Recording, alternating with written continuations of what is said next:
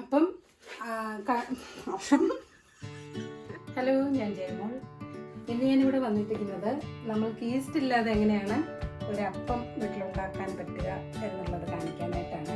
പലർക്കും ഞാൻ ഈ ട്രിക്ക് പറഞ്ഞു കൊടുത്തിട്ടുണ്ട്, ചിലപ്പോൾ നിങ്ങൾക്കും അറിയാമായിരിക്കും. എന്നാലും ഞാൻ ചെയ്യുന്നത് എങ്ങനെയാണെന്നൊന്ന് കാണിക്കാനാണ് ഇന്ന് ഞാൻ വന്നിരിക്കുന്നത്. ഞാനിവിടെ 1 കിലോ റൈസാണ് എടുത്തിരിക്കുന്നത്, പച്ചരി. അത് ഞാൻ ഒരു 6 മണിക്കൂർ കുതിർത്തിയതാണ്. നിങ്ങൾക്ക് എല്ലാവർക്കും അറിയാമായിരിക്കുമല്ലോ അത് എങ്ങനെ ചെയ്യുന്നതെന്ന്. ഞാനത് കുറച്ചൊരു മിക്സിയിലേക്ക് ഇട്ട് കൊടുക്കുകയാണ്.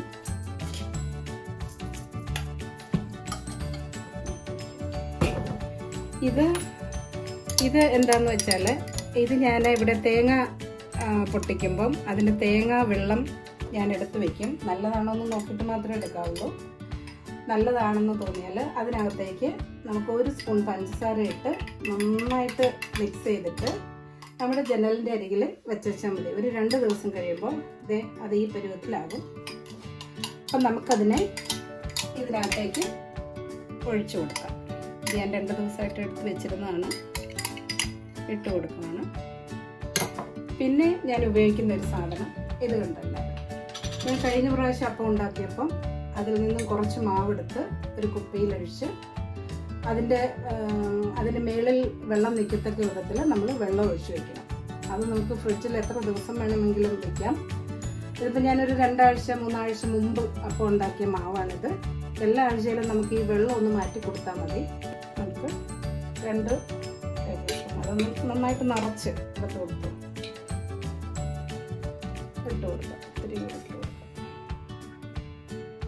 ഇട്ട് കൊടുത്തിട്ട് എൻ്റെ കയ്യിൽ ചോറിരിപ്പില്ല, അത് കാരണം ഞാൻ കുറച്ച് അവലാണ് ഇവിടെ ഉപയോഗിക്കുന്നത്. നമുക്കൊരു 2 കുത്തവൽ ഇത്രയും മതിയാവും. ഇത്രയും സാധനമാണ് നമ്മൾക്ക് ഈ അരി അരയ്ക്കുന്നതിന് ആവശ്യമായിട്ടുള്ള സാധനങ്ങൾ. ഇത് നമുക്ക് കുറച്ച് വെള്ളം കൂടി ഒഴിച്ച് അരി അരച്ച് വയ്ക്കും. അപ്പം ഞാനിതൊന്ന് അരച്ചിട്ട് വരാം.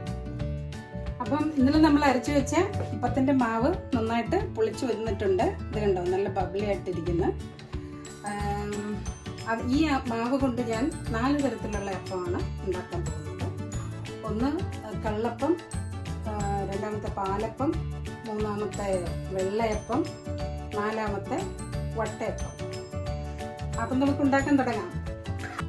കള്ളപ്പത്തിന് നമുക്ക് ആവശ്യമുള്ളത് ഒരു ചെറിയ അല്ലി വെളുത്തുള്ളി, പിന്നെ ഒരു 2 ചെറിയ ഉള്ളി, ചുവന്നുള്ളി, പിന്നെ തേങ്ങ. അത് ഞാനിപ്പോൾ ഒരു 3 ടേബിൾ സ്പൂണാണ് ഇതിലേക്ക് ഇടുന്നത്. തേങ്ങ എത്രയുണ്ടെങ്കിലും കള്ളപ്പത്തിന് നല്ലതാണ്. പിന്നെ ഒരു 1/2 ടേബിൾ സ്പൂൺ, ഇത് ടീസ്പൂണാണ്, 1 ടീസ്പൂൺ ജീരകം. പിന്നെ നമുക്ക് ഇച്ചിരി പഞ്ചസാര. ഇത്രയും മതി കള്ളപ്പത്തിൻ്റെ കൂട്ട്.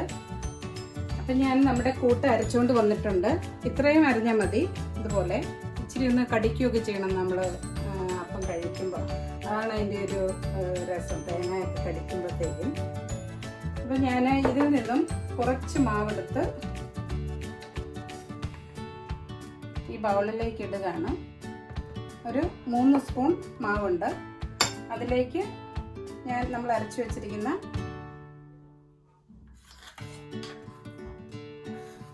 ഈ തേങ്ങയൊക്കെ കുറച്ച് മതി എന്നുള്ളവർ കുറച്ച് ഉപയോഗിച്ചാൽ മതി. എനിക്കിച്ചിരി തേങ്ങയൊക്കെ ഇഷ്ടമാണ്, ഇച്ചിരി നന്നായിട്ട് കിടക്കുന്നതാണ് എനിക്കിഷ്ടം. അതുകൊണ്ട് ഞാൻ ഇത്രയും തേങ്ങ എടുത്തേ. പിന്നെ തേങ്ങയുടെയൊക്കെ ഇഷ്ടം നിങ്ങളുടെ രുചിക്ക് അനുസരിച്ച് വേണം ചേർക്കാനായിട്ട്. ഞാനിത് മുഴുവനും ഇതിലേക്ക് ചേർക്കുവാണ്. നമ്മളെപ്പോഴും കള്ളപ്പം ഉണ്ടാക്കുമ്പോഴത്തേക്കും ഉണ്ടല്ലോ, നമ്മൾ രാവിലെ ഈ അരച്ച് ചേർക്കുന്നത് നമ്മൾ ചേർക്കാവുള്ളൂ. തേങ്ങയും വെളുത്തുള്ളിയും ഉള്ളിയും നമ്മൾ രാത്രിയിൽ മാവ് അരച്ച് വെക്കുമ്പോൾ ഇതൊന്നും ചേർക്കരുത് കേട്ടോ. രാവിലെ ചേർക്കുമ്പോഴാണ് അതിൻ്റെ ആ ഒരു ശരിക്കുള്ള ഒരു ടേസ്റ്റ് വരുന്നത്. നമുക്കിത് നന്നായിട്ടൊന്ന് മിക്സ് ചെയ്തിട്ട് ഇനി ഇതിലേക്ക് ആവശ്യത്തിന് ഉപ്പ്, ഞാനൊരു ഇച്ചിരി ഉപ്പ് ഇട്ട് കൊടുക്കുകയാണ്. നമ്മുടെ കള്ളപ്പത്തിന് നമുക്ക് ഒരുപാട് ലൂസ് വേണ്ട, കാരണം നമ്മൾ മാവ് ഒഴിക്കുമ്പോൾ അവിടെ നിൽക്കണം, ഒഴുകി പോകരുത്. അതാണ് അതിൻ്റെ ഒരു കൺസിസ്റ്റൻസി എന്ന് പറയുന്നത്. ഒഴിക്കുമ്പോൾ അവിടെ നിൽക്കണം. ഇതിലേക്ക് നമുക്ക് വേണമെങ്കിൽ ഒരു ശക്കലം, ഒരു ഇത്തിരി ഒരു ലൂസ് ആവശ്യമുണ്ട്. ഒരു ശക്കലം പാൽ വേണ്ടവർക്ക് പാലൊഴിക്കാം. ഞാൻ ഇതിലേക്ക് ഇപ്പോൾ ഒരു ശകലം വെള്ളമാണ് ഒഴിച്ചു കൊടുത്തിരിക്കുന്നത്. പഞ്ചസാരയൊക്കെ നമ്മൾ ഇട്ടിട്ടുണ്ട്. അതിൻ്റെ അകത്ത് ഇത്തിരി പഞ്ചസാരയൊക്കെ വേണം അപ്പത്തിൻ്റെ മാവ് എടുക്കുമ്പോൾ. എന്നാലേ ആ അപ്പത്തിന് ഇച്ചിരി ഒരു ടേസ്റ്റ് ഒക്കെ വരും. അപ്പം നമ്മുടെ കള്ളപ്പത്തിൻ്റെ മാവ് ഞാനിവിടെ എല്ലാം അരച്ച് റെഡിയാക്കി വെച്ചിട്ടുണ്ട്. ഇതിനി ഒരു 10 മിനിറ്റ് നേരത്തേക്ക് നമുക്കൊന്ന് മാറ്റി വയ്ക്കാം. എല്ലാം ഒന്ന് പിടിക്കാനാണ്. അതുകൊണ്ട് നമുക്കിത് ഇച്ചിരി നേരം ഒന്ന് റെസ്റ്റ് ചെയ്യാൻ വയ്ക്കാം. ഞാനിനി വട്ടയപ്പത്തിൻ്റെ മാവ് എങ്ങനെ ഉണ്ടാക്കണമെന്ന് ഈ സെയിം മാവിൽ നിന്നും എങ്ങനെ ഉണ്ടാക്കുന്നതെന്ന് കാണിച്ചത്. ഞാനിന്ന് ഇഡ്ഡലിത്തട്ടിലാണ് വട്ടയപ്പം ഉണ്ടാക്കി കാണിക്കാൻ പോകുന്നത്. അതിന് വേണ്ടിയിട്ട് ഒരു 4 അപ്പം ഉണ്ടാക്കാനായിട്ടുള്ള മെഷർമെൻറ്റിലാണ് ഞാൻ ഇതിനകത്തേക്ക് എടുക്കാൻ പോകുന്നത്. അപ്പം അതിന് വേണ്ടിയിട്ട് വട്ടയപ്പത്തിനൊക്കെ തേങ്ങയൊക്കെ നമുക്ക് എത്ര വേണമെങ്കിലും ഇട്ടാലും ഒത്തിരി നല്ലതാണ്. ഞാൻ എല്ലാത്തിനും ഇങ്ങനെ ഉണ്ടാക്കുന്ന എല്ലാ സാധനങ്ങൾക്കും തേങ്ങ നന്നായിട്ട് ചേർക്കും. അപ്പം ഈ 4 തവി മാവിന് വേണ്ടിയിട്ട് ഞാനിവിടെ ഒരു 4 ടേബിൾ സ്പൂൺ തേങ്ങയാണ് ഇതിൽ ചേർക്കുന്നത്. 4 ടേബിൾ സ്പൂൺ. പിന്നെ നമുക്ക് അതിനകത്തേക്ക് വേണ്ടത് ഒരു 3 ഏലക്ക, 3. പിന്നെ അതുപോലെ ഇച്ചിരി ജീരകം. ഇച്ചിരി എന്ന് പറഞ്ഞാൽ ഒരു 1/2 ടീസ്പൂണൊക്കെ മതിയാകും. ഒരുപാട് അങ്ങോട്ട് ടേസ്റ്റ് മുമ്പിൽ നിൽക്കണ്ട. പിന്നെ നമുക്ക് ആവശ്യമുള്ളത് പഞ്ചസാര. ചിലർ ശർക്കരയിലും വട്ടയപ്പം ചെയ്യാറുണ്ട്. ഞാൻ ഇന്ന് ചെയ്യുന്നത് പഞ്ചസാരയിലാണ്. അപ്പം ഞാൻ ഇതിൻ്റെ കൂടെ ഒരു 3 ടേബിൾ സ്പൂൺ. പിന്നെ നമുക്ക് മധുരം നോക്കിയിട്ട് വേണമെങ്കിൽ നമുക്ക് ചേർത്താൽ മതി. അപ്പം ഞാൻ നമ്മുടെ വട്ടയപ്പത്തിനുള്ള മിക്സ് അരച്ചോണ്ട് വന്നിട്ടുണ്ട്. ഒരുപാട് അങ്ങോട്ട് അരഞ്ഞു പോകണ്ട. ഒരു ചെറിയ തരിതരിപ്പോട് കൂടി അരച്ചാൽ മതി. ചെറുതായിട്ടൊന്ന് കറക്കിയും എടുത്താൽ മതി കേട്ടോ. കാരണം ഒത്തിരി അരഞ്ഞു കഴിഞ്ഞാൽ വട്ടയപ്പത്തിന് ഭയങ്കര സോഫ്റ്റായി പോകും. അപ്പം ഇത് ഈ ഒരു രീതിയിൽ വേണം അരച്ചെടുക്കാനായിട്ട്. നമ്മൾ പഞ്ചസാര എല്ലാം ഇട്ട് അരച്ചിരിക്കുന്നതാണ്. നമുക്കിതിൽ നിന്നും ഒരു 4 തവി മാവാണ് ഞാനിപ്പോൾ ഇതിനകത്തേക്ക് ഉപയോഗിക്കാൻ പോകുന്നത്.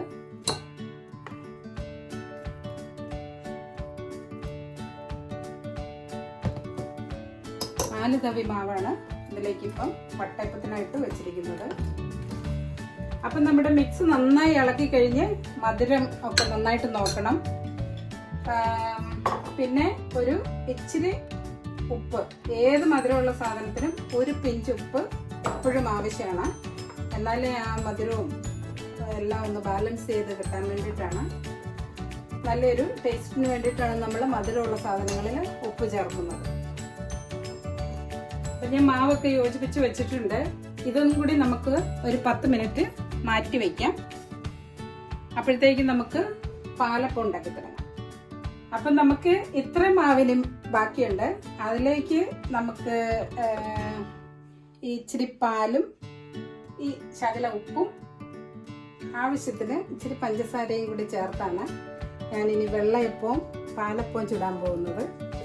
എൻ്റെ അടുത്ത് തേങ്ങാപ്പാല് ഇല്ല, ഞാനത് ഉപയോഗിക്കുന്നില്ല. ഞാനിന്ന് നമ്മുടെ പാല്, പശുവിൻ പാലാണിത്. അത് ചെറുതായിട്ട് ചൂടാക്കിയിട്ട് വേണം ഇതിലൊഴിക്കാൻ. തണുത്ത പാൽ ഒഴിക്കരുത്.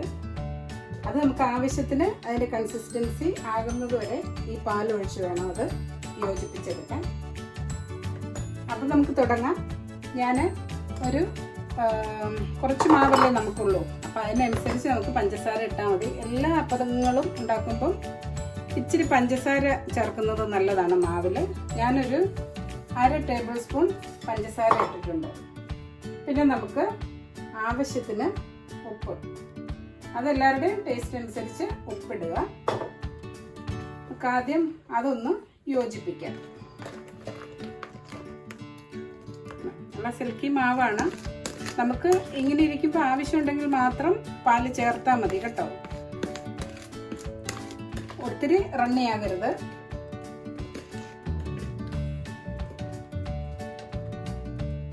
ഇതിനകത്തേക്ക് ഞാൻ ഒരു ശക്കലം ഇത്രയും മതി പാല്. അപ്പം നമുക്ക് ആദ്യം വെള്ളയപ്പം ഉണ്ടാക്കാം. അതിന് വേണ്ടിയിട്ട് ഞാൻ പാൻ അടുപ്പേ വെച്ചിട്ടുണ്ട്. ഇച്ചിരി എണ്ണ ഗ്രീസ് ചെയ്ത് കൊടുക്കാം. നമ്മുടെ മാവ് കോരി ഒഴിക്കാം.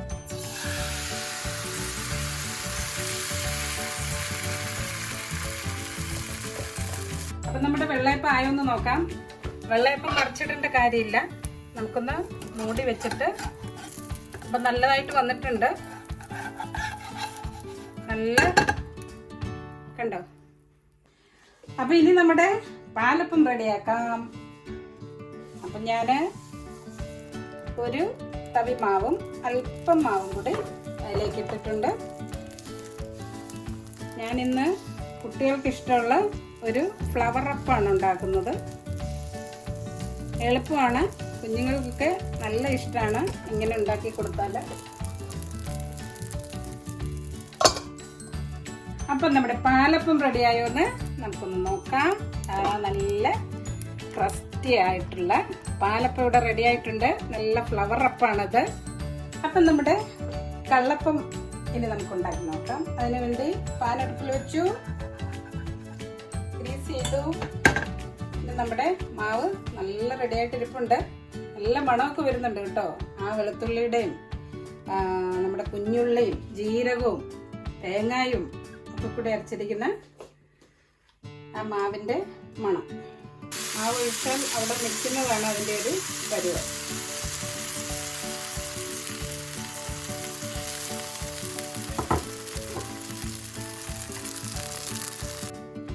നമ്മുടെ കള്ളപ്പം ഇവിടെ റെഡി ആയിട്ടുണ്ട്. നല്ല സോഫ്റ്റാണ്. നമ്മളിവിടെ പാലപ്പം ഉണ്ടാക്കി, കള്ളപ്പം ഉണ്ടാക്കി, പിന്നെ വെള്ളയപ്പം ഉണ്ടാക്കി. ഇനി നമ്മൾ ഉണ്ടാക്കാൻ പോകുന്നത് വട്ടയപ്പം. അതിനായി ഞാനൊരു അപ്പച്ചമ്പാണ് ഉപയോഗിക്കുന്നത്. ഗ്രീസ് ചെയ്തതിന് ശേഷം നമുക്ക് അതിലേക്ക് കോരി ഒഴിക്കാം.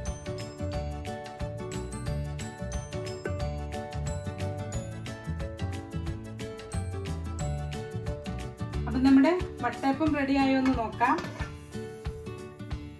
ഹായ്, എല്ലാം നല്ല ഭംഗിയായി പൊങ്ങി വന്നിട്ടുണ്ട്. ഞാനിപ്പം അപ്പച്ചെമ്പിൽ ഉണ്ടാക്കിയെന്നേ ഉള്ളൂ. നിങ്ങൾക്ക് വേണമെങ്കിൽ പ്ലേറ്റിനകത്ത് എണ്ണ തടവി അതിലൊഴിച്ച് ആവി കയറ്റാം. അപ്പം ഈ അപ്പങ്ങൾക്കെല്ലാം പല കോമ്പിനേഷൻസ് ആണുള്ളത്. ഇന്ന് എനിക്കിവിടെ ഉള്ളത് ഒരു സ്പൈസി ആയിട്ടുള്ള പോർക്ക് ഫ്രൈ ആണ്. ഈ പോർക്ക് ഫ്രൈയും വട്ടയപ്പവും കൂടി ഭയങ്കര കോമ്പിനേഷനാണ്. അതൊരു മസ്റ്റ് ട്രൈ കോമ്പിനേഷനാണ്. നിങ്ങളെല്ലാവരും ട്രൈ ചെയ്ത് നോക്കണം കേട്ടോ. സ്പൈസി പോർക്ക് ഫ്രൈയും വട്ടയപ്പവും. പോർക്കിന് പകരം എന്തും നിങ്ങൾക്ക് ചിക്കൻ ഫ്രൈ ആകാം, നമ്മുടെ റൊമാൻറ്റിക് ചിക്കൻ ആകാം, പിന്നെ ബീഫ് ഫ്രൈ ആകാം. വട്ടയപ്പത്തിൻ്റെ കൂടെ ഭയങ്കര കോമ്പിനേഷനാണ്. അപ്പം നമ്മുടെ ഇന്നത്തെ അപ്പത്തിൻ്റെ റെസിപ്പി എല്ലാവർക്കും ഇഷ്ടമായെന്ന് കരുതുന്നു. യൂസ്ഫുൾ ആണെന്ന് തോന്നിയാൽ ഫ്രണ്ട്സൊക്കെ ആയിട്ട് ഷെയർ ചെയ്യുക. പിന്നെ നമ്മുടെ ചാനൽ ലൈക്ക് ചെയ്യാനും സബ്സ്ക്രൈബ് ചെയ്യാനൊന്നും മറക്കണ്ട കേട്ടോ. അപ്പം ഞാൻ അടുത്ത ഒരു വീഡിയോയുമായി വരുന്നതുവരെ ബൈ ബൈ. അപ്പം നമ്മുടെ വട്ടയപ്പം